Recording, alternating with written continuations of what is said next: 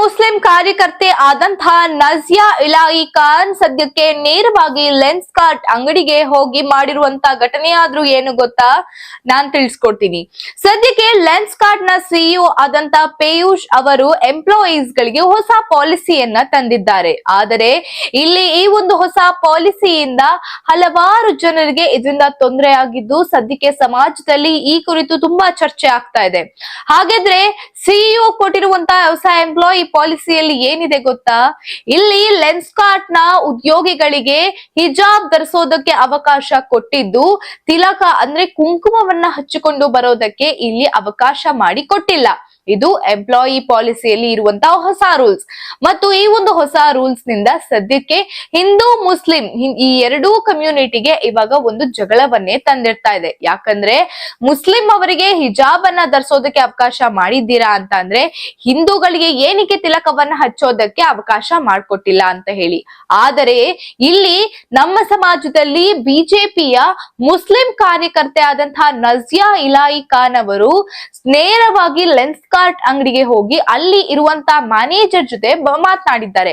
Manager ಬಳಿ ಮಾತನಾಡಿ ಅವರಿಗೆ ಸಿಕ್ಕಾಪಕ್ಕ ಅಂದ್ರೆ ಇಕ್ಕ ಮುಗ್ಗ ಚೆನ್ನಾಗಿ ಬೈದಿದ್ದಾರೆ. ಯಾಕಂದ್ರೆ ಈ ರೀತಿಯಾದಂತಹ ಪಾಲಿಸಿಯಿಂದ ನಮ್ಮ ಹಿಂದೂಗಳಿಗೆ ಯಾವ ರೀತಿ ಆಗ್ಬೇಕು ಅಂದ್ರೆ, ಈಕೆ ಒಂದು ಮುಸ್ಲಿಂ ಆಗಿ ಇಲ್ಲಿ ಬಂದು ಅಂದ್ರೆ ಲೆನ್ಸ್ ಕಾರ್ಟ್ ಅಂಗಡಿಗೆ ಬಂದು ಇಲ್ಲಿ ಹಿಂದೂ ಪರವಾಗಿ ಮಾತಾಡ್ತಾ ಇದ್ದಾರೆ.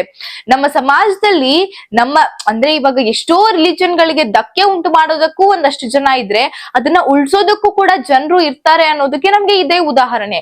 ಮುಸ್ಲಿಂ ಕಾರ್ಯಕರ್ತೆ ಆಗಿ ಬಂದು ಮುಂದೆ ನಿಂತು ಅಲ್ಲಿ ಅಂದ್ರೆ ಆ ಒಂದು ಲೆನ್ಸ್ ಕಾರ್ಟ್ ಅಂಗಡಿಯಲ್ಲಿ ಇರುವಂತ ಎಲ್ಲಾ ಹಿಂದೂ ಉದ್ಯೋಗಿಗಳನ್ನ ಕರೆದಿ ಅವರನ್ನ ಮುಂದೆ ಕರೆದಿ ಅವರ ಹಣೆ ಮೇಲೆ ಸ್ವತಃ ತಿಲಕವನ್ನ ನಜಿಯಾ ಅವರು ಇಟ್ಟಿದ್ದಾರೆ.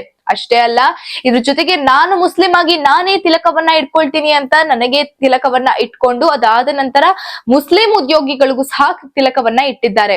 ಇದ್ರ ಜೊತೆಗೆ ಪ್ರತಿದಿನ ನೀವು ಕುಂಕುಮ ಇಟ್ಕೊಂಡ್ ಬರ್ಲೇಬೇಕು. ಅದ್ಯಾರು ಏನ್ ಹೇಳ್ತಾರೆ ನಾನು ಕೂಡ ನೋಡ್ತೀನಿ ಮತ್ತು ನಾನು ನಿಮ್ಮನ್ನ ಅಬ್ಸರ್ವ್ ಮಾಡ್ತೀನಿ, ನೀವ್ ತಿಲಕವನ್ನ ಇಟ್ಕೊಂಡ್ ಬರ್ತೀರಾ ಇಲ್ವಾ ಅಂತ ಹೇಳಿ ಸದ್ಯಕ್ಕೆ ಅಲ್ಲಿನ ಎಲ್ಲಾ ಉದ್ಯೋಗಿಗಳಿಗೂ ಕೂಡ ಹೇಳಿದ್ದಾರೆ ಈ ನಜಿಯಾ. ಅಷ್ಟೇ ಅಲ್ಲ, ಆ ಒಂದು ಲೆನ್ಸ್ ಕಾರ್ಟ್ ಅಂಗಡಿಯಿಂದ ಹೊರಡೋದಕ್ಕಿಂತ ಮುಂಚೆ ಅಲ್ಲಿ ಇರುವಂತ ಎಲ್ಲಾ ಉದ್ಯೋಗಿಗಳ ಬಳಿ ಕೂಡ ಹರ ಹರ ಮಹಾದೇವ್ ಮತ್ತು ಜೈ ಶ್ರೀರಾಮ್ ಎಂದು ಹೇಳ್ಸಿದ್ದಾರೆ. ಈ ರೀತಿಯಾಗಿ ಧ್ವನಿಯನ್ನ ಕಿರ್ಚಿಸಿ ಆ ನಂತರ ಇವರು ಎಲ್ಲರಿಗೂ ಸಹ ತಿಲಕವನ್ನ ಇಟ್ಟಿ ಮತ್ತೆ ಈ ರೀತಿಯಾಗಿ ಮಾಡಬಾರದು, ಈ ಒಂದು ಎಂಪ್ಲಾಯಿ ರೂಲ್ಸ್ ಇಲ್ಲಿಗೆ ಮುರಿಬೇಕು ಅಂತ ಹೇಳಿ ಸದ್ಯಕ್ಕೆ ಇವರು ಒಂದು ಬಾರಿ ಪ್ರೊಟೆಸ್ಟ್ ರೀತಿಯಲ್ಲಿ ಮಾಡ್ತಾ ಇದ್ದಾರೆ ಪ್ರತಿಯೊಂದು ಅಂಗಡಿಗೂ ಕೂಡ ಹೋಗಿ.